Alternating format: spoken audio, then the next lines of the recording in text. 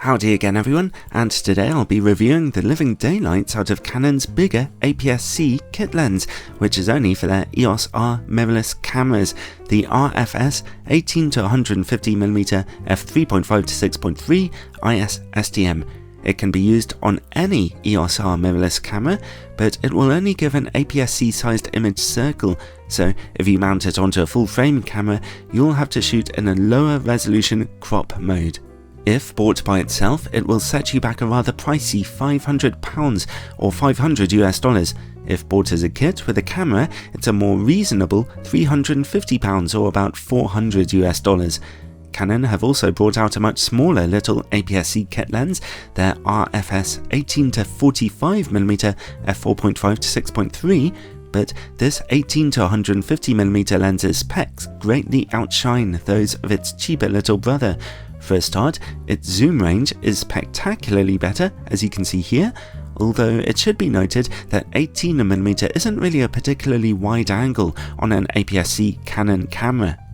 Also, at the same focal lengths, the bigger 18-150mm lens lets in almost 2/3 more light, meaning it'll be easier to work with in darker conditions, and also you'll have a bit more opportunity for out of focus backgrounds here, especially if you zoom right into your subject. So the 18-150mm lens is comparatively much more flexible and enjoyable to use. Let's just hope its image quality is a bit better than the 18-45mm lens too. We'll see about that in a minute. Oh, and happily, this 18-150mm lens comes with its own optical stabilization. Here's some footage with stabilization turned off, and now turned on. As you can see, it'll make a big difference to your video work and help you to get sharper still images too. In terms of build quality, the lens has plenty of plastic in its construction, keeping its weight down to only 310 grams, about 2/3 of a pound. But it doesn't feel too cheap to handle, it doesn't wobble anywhere, feeling quite tightly constructed. That plastic continues right down to the lens's mount, where we don't see any weather sealing, unfortunately. The lens's plastic zoom ring works quite nice and smoothly, I'm pleased to say, which would keep video makers happy. At the end, there's a little plastic focus ring, which turns extremely smoothly and can be customized to control all kinds of things other than a focus if you look in your camera's menu.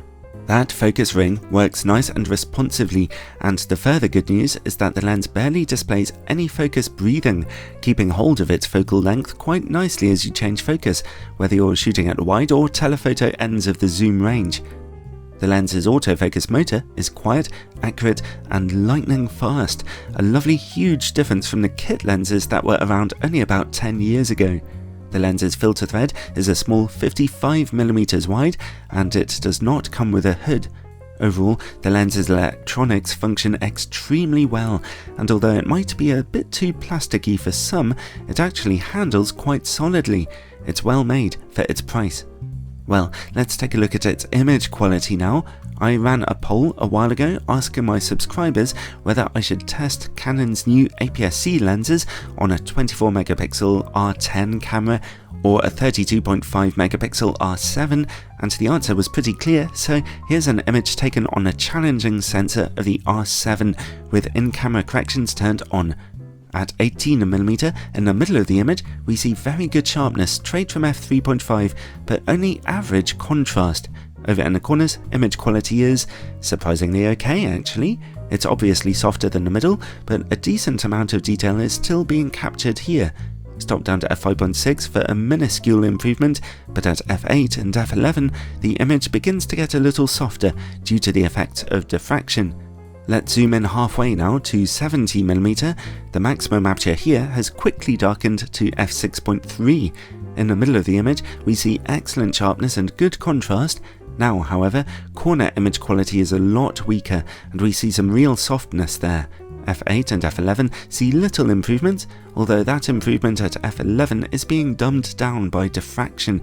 Again, that's more of a problem on a higher resolution 32.5MP sensor than it will be on a 24MP sensor.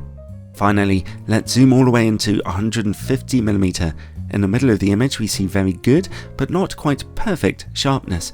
Corner image quality is certainly fairly soft here, although not disastrous.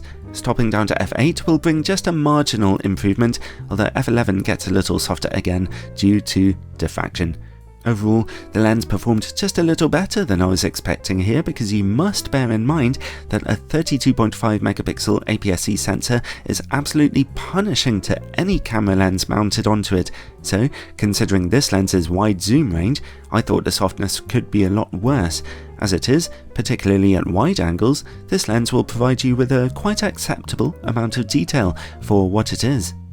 Alright, let's turn off those in-camera corrections and take a look at distortion and vignetting. At 11mm, we see only moderate barrel distortion. Honestly, I was expecting worse than this, although there's certainly some vignetting at f3.5. Stop down to f5.6 and the corners brighten considerably.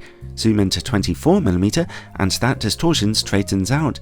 At 50mm, it flips into moderate pincushion distortion, although zoom all the way into 150mm and that distortion is tamed down just a little bit. Vignetting is noticeable again at f6.3, stop down to f8 or f11 for those corners to brighten up. Honestly though, I was expecting much worse distortion than this. It's actually not a bad performance for a super zoom lens. Okay, let's see about close-up image quality now.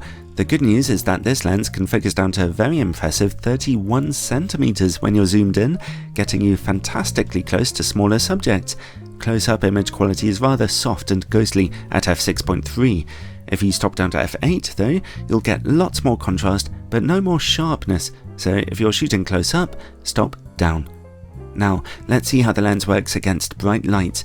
Good news here, at wide angles we see only little flecks of flaring popping up and contrast remains fairly strong. Zoom in and we see just a little more flaring when bright lights are directly in the picture, but not much. Finally, let's take a look at the quality of this lens's bokeh. A super zoom lens with a somewhat dark aperture on an aps-c camera is never going to give you spectacularly out of focus backgrounds, but if you zoom in a bit, then you can still get them. To me, they look fairly soft, no real issues here. Overall, well, I was really quite satisfied with the RF-S 18 to 150mm lens, although obviously it's far from being perfect. Its build quality, autofocus and image stabilization are all fine. Its zoom range, pretty enjoyable, although I do wish it zoomed out a little wider than 18mm. Anyone looking for fantastic picture sharpness in their image corners might wish to look elsewhere, but then again, that's not something you could realistically expect to find on a super zoom lens on an extremely demanding 32 megapixel camera. Honestly, it's a pretty satisfactory little lens that'll be good value if you're traveling, so for $400 when bought as a kit with your camera, to me, it comes recommended.